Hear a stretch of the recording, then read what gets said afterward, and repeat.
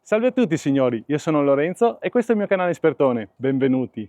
Bene, oggi siamo in compagnia di lei, Toyota Aygo X, ma si legge Cross, perché è un crossover del segmento A, uno dei pochi crossover del segmento A, come vedete.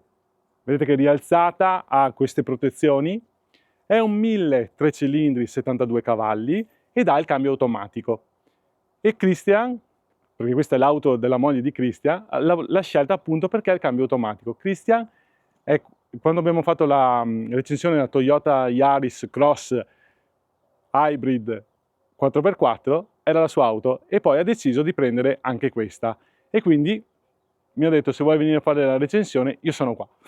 Bene, è un motore, torno a ripetere, 1003 cilindri, 72 cavalli, un motore che serve soprattutto, così piccolo di cilindrata, per consumare poco. E poi andremo a vedere che ha alcuni accorgimenti appunto per consumare meno.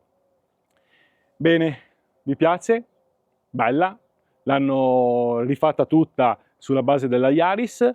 L'Aygo, non so se ve la ricordate com'era prima, era molto più piccolina, sempre un segmento A, non era così rialzata, non aveva questo viso così aggressivo e soprattutto era un po' più piccolina, proprio dava il senso del piccolino.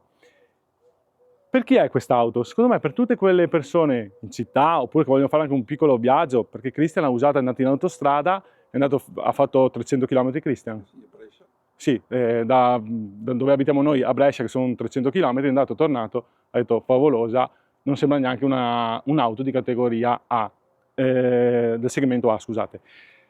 Quindi passiamo dalla Toyota Yaris ibrida 4x4 e ha fatto un viaggio con questa e ha detto: sinceramente mi sono trovato bene. I consumi sono stati intorno a un 20 con un litro in autostrada e strada extraurbana, quindi abbiamo dei consumi veramente molto bassi. Christian ce l'ha da circa un anno, ha percorso 5.000 km, non ne ha percorsi tanti perché comunque è la seconda auto, è appunto un'auto per chi la vuole in città, che non ha problemi di spazio, e comunque possiamo parcheggiarla dove vogliamo, è molto pratica, è l'auto ideale. Bene, andiamo a vederla un po' come è fatta, come sono gli interni e i consumi reali. Frontalmente si presenta così. Abbiamo in questo caso qua, in questo allestimento qua, dei fari che non sono a LED, sono dei fari alogeni, come vedete, per gli abbaglianti e gli anabbaglianti. Abbiamo i fendinebbia, in questo caso qua, cosa sempre più rara da trovare. Poi abbiamo tutti questi paracolpi, o anche per non rovinare la carrozzeria, se andiamo su strade che ci sono dei sassi, eccetera, che vengono rialzati, non abbiamo nessun problema. Ecco, vi faccio notare subito i cerchi da 17. Vedete che abbiamo dei cerchi da 17 con una gomma 175, 65 raggio 17. È una ruota strana perché 175 raggio 17 abbiamo un raggio molto grande, ma la larghezza della ruota è fina. Questo perché? Per consumare meno, perché di solito i raggio 17 sono 215, 225, ma non 175. Tutte cose fatte per risparmiare nel carburante. Vedete, abbiamo la scritta Aygo X, che si legge Aygo Cross, torno a ripetere per il crossover, sempre il portellone posteriore tutto in vetro e andiamo a vedere anche già il bagagliaio.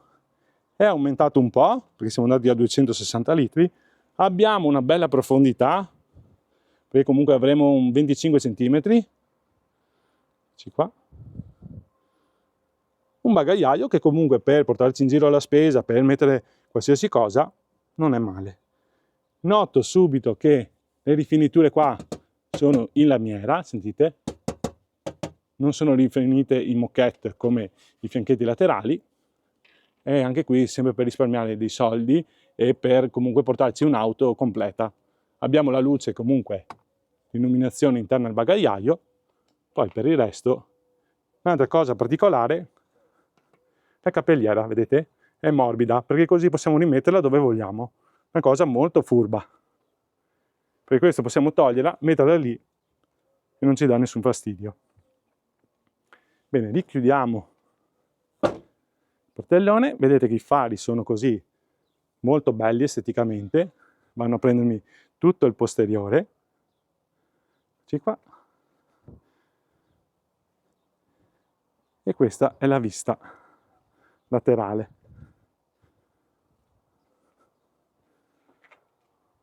Bene, adesso proviamo a salire, vediamo come sono gli interni e gli spazi che ci sono. Voglio entrare direttamente adesso il sedile è impostato sulla mia altezza, io sono 1,80 m, ok? Christian è più alto e allora l'ho tirato un po' avanti perché una cosa che ho notato è la poca apertura della porta. Confronto, io ho una Twingo e sinceramente si apre di più, si apre quasi a 90 gradi e anche l'ingresso è più facile. In questo caso qua, ecco qua, io entro,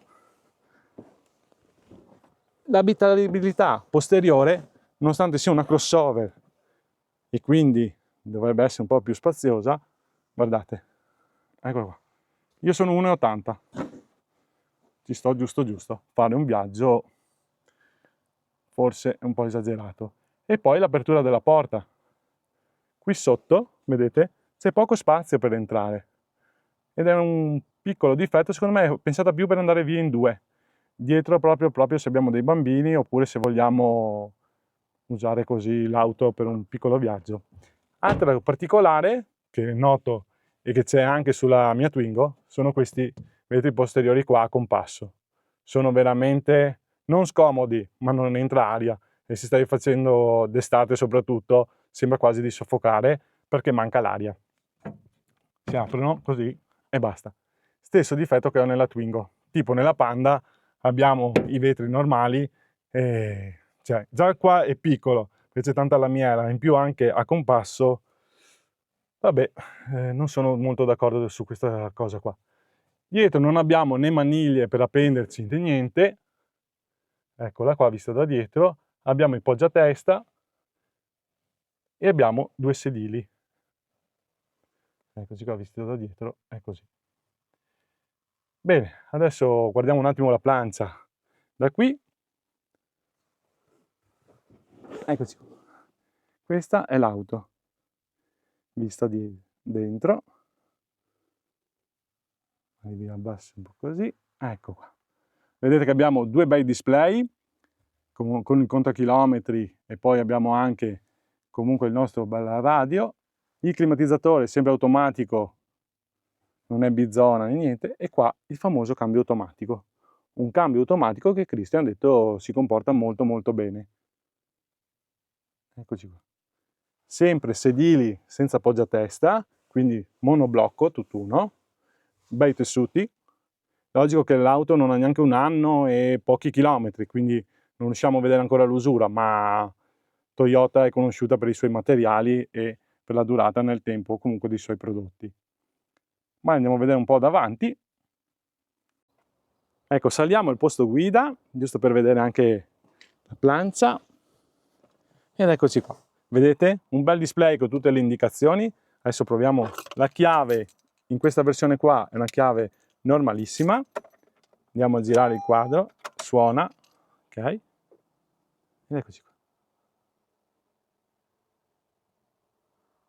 Comunque abbiamo il contachilometri, il contagiri del motore, abbiamo il contachilometri e poi abbiamo l'assistente alla guida per quanto riguarda il mantenimento della corsia e poi abbiamo anche cruise control direttamente qui e anche tutte per il volume dell'autoradio, tutti i comandi per l'autoradio e qua tutto quello che riguarda i comandi per cruise, per mantenimento della corsia e poi anche per, cosa c'è qui? Mantenimento della velocità.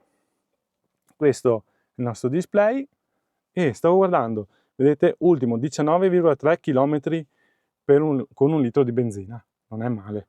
Siamo arrivati anche a punti di 30, vedete qui. Un'auto completa, sono sempre più complete queste auto, sempre più sicure, ma anche sempre più costose. Perché se penso che quest'auto più o meno siamo sui 17-18 mila euro e siamo su un segmento A, quando una volta l'Aigo, io mi ricordo mio suocero l'ha presa e non l'ha pagata neanche 10.000 euro, siamo quasi al doppio. Vabbè, qui sono cose che lasciamo stare, perché altrimenti poi scateniamo guerre che non vanno bene. Signori, questa è l'auto, bella, sempre più, guardate anche questa forma qua che hanno, e ci hanno lavorato abbastanza prima di farla. Anche internamente, vedete, hanno messo la lamiera bianca in modo da decorare l'auto, ma allo stesso tempo plastiche comunque tutte rigide e facili da pulire e si mantengono comunque negli anni, non abbiamo vibrazioni e allo stesso tempo abbiamo un bel impatto anche con questa lamiera qua bianca, e quindi il colore dell'auto. Bene. Bene signori, quindi io concluderei qua il video. Se avete delle domande fatele pure, che poi io gliele giro a Christian, che lui mi risponde, magari come si trova, o se avete delle domande particolari del cambio dell'auto, della stabilità, come si è trovato, e in caso io vi rispondo in qualche modo. Spero che il video vi sia piaciuto, mettete un bel like, iscrivetevi al mio canale che è gratuito e attivate taste notifiche. Grazie a tutti e arrivederci.